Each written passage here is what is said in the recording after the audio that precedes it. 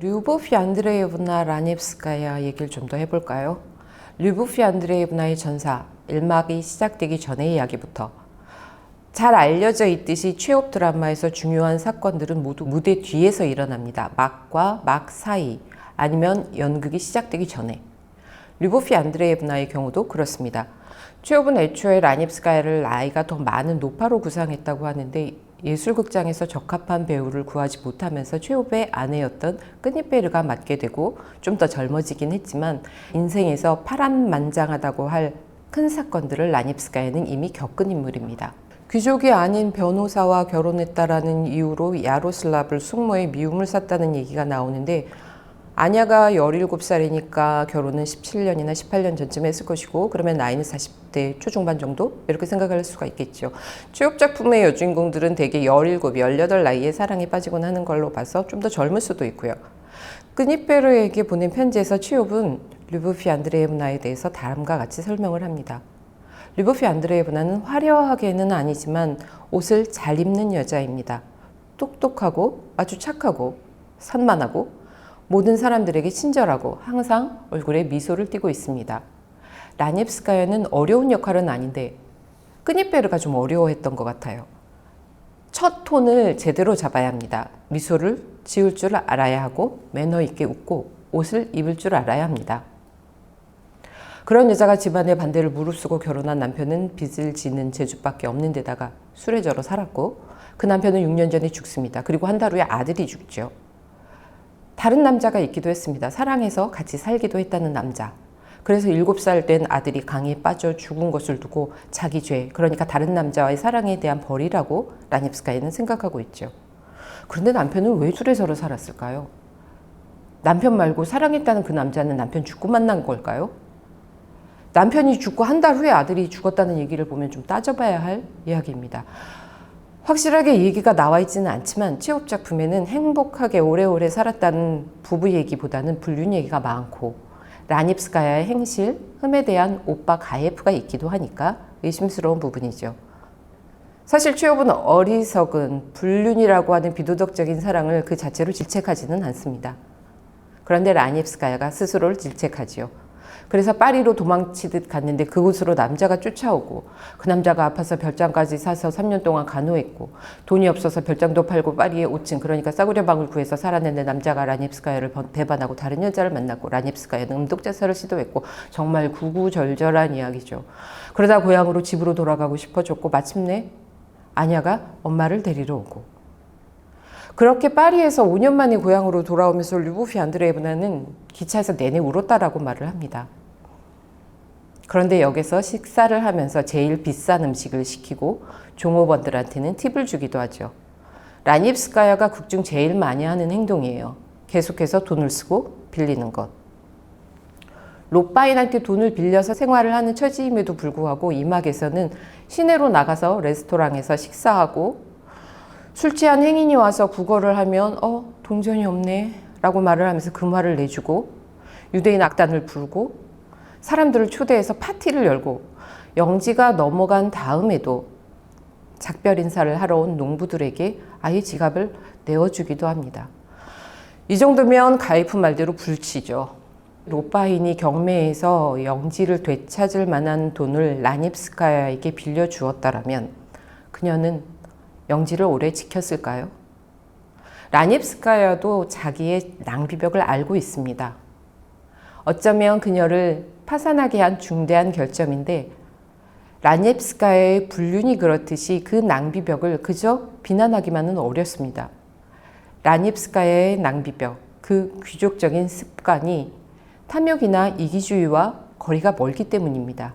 예를 들어서 갈매기에서 영지를 떠나면서 인사를 하러 온 하인들에게 세 사람 몫이야 라고 말을 하면서 아르카지나는 1루블을 줘요. 그런 아르카지나에게서 볼 수 없는 관대함이 있다는 것이죠.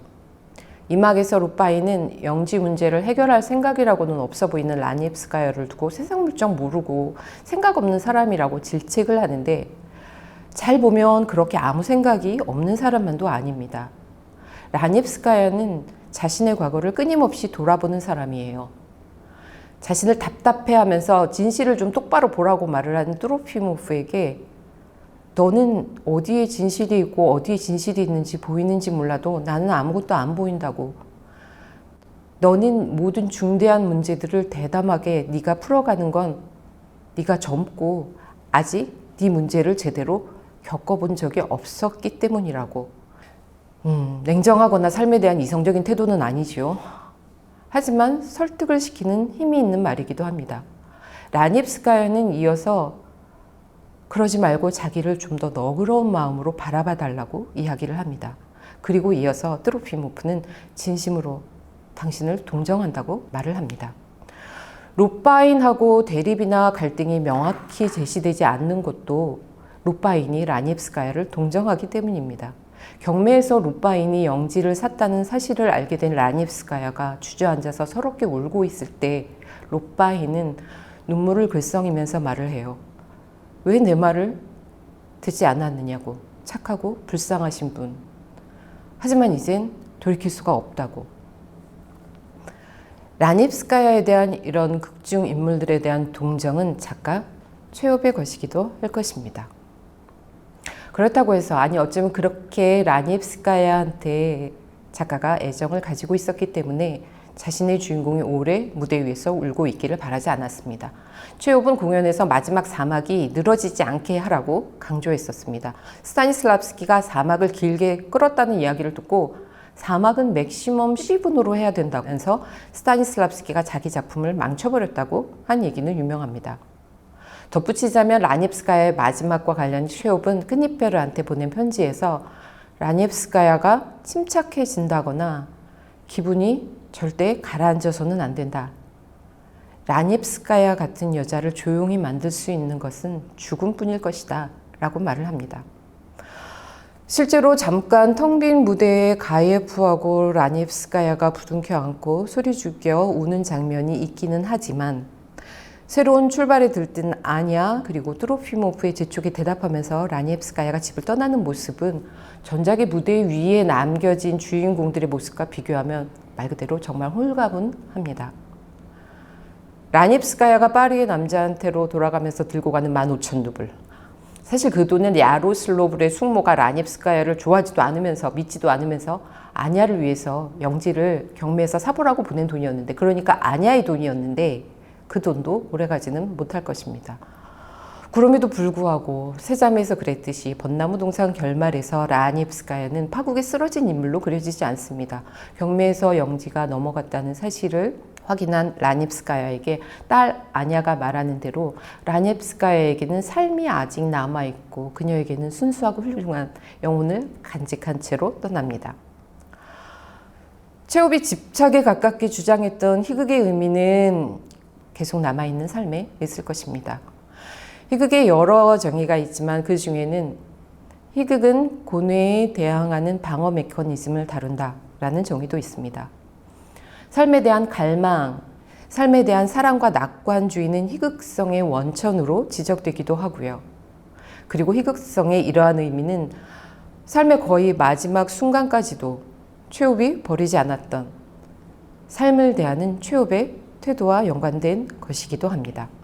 물론 벚나무 동산의 엔딩을 장식하는 것은 라니엡스카야는 아닙니다. 모두 뿔뿔이 떠나고 롯바인이 자물쇠로 문을 잠근 집안에서 사람들한테 잊힌 채로 늙은 하인 휘르스는 멀리서 들려오는 도끼 소리와 함께 조용히 죽음을 맞게 됩니다. 평생 라니엡스카야 집안을 위해서 일했던 사람, 극이 진행되는 내내 유일하게 라니엡스카야와 가니프를 계속해서 돌보고 일을 했던 휘르스의 쓸쓸한 죽음이 아니었다면 벚나무 동산의 엔딩은 좀 더 가벼웠을 것입니다. 하지만 그 쓸쓸함에도 불구하고 휘르스라는 인물과 그의 엔딩 속엔 최홉의 앞선 작품들 속에서 결말을 우울하게 만들었던 꿈꾸는 바와 살아가는 바 사이에 고통스러운 모순은 없습니다. 휘르스의 죽음은 베어져 나가는 벚나무 동산이 그렇듯이 쓸쓸하지만 불가피한 엔딩이고, 최홉은 누구도 피할 수 없는 인생의 마지막 순간을 꼼짝 않고 누운 휘르스의 웅얼거림 뒤로 쓸쓸하고 애잔하게 울리는 나무 찍는 소리, 끊어진 줄이 슬프게 잦아드는 소리와 함께 정성스럽게 묘사합니다. 최욱은 새로운 엔딩을 고안해내는 사람이 새로운 시대를 열 것이라고 생각했습니다. 누구나 예상하고 만들 수 있는 틀에 박힌 엔딩이 아니라 마치 첫 장면을 보는 것처럼 뭐가 뭔지 좀 알 수 없기도 하고 그런 까다로운 엔딩을 써야 한다고. 까다롭다라는 번역이 그렇게 적절한 것 같지는 않은데 어쨌든 벚나무 동산의 엔딩은 바로 최욱이 원했던 엔딩이라고 할 수 있습니다.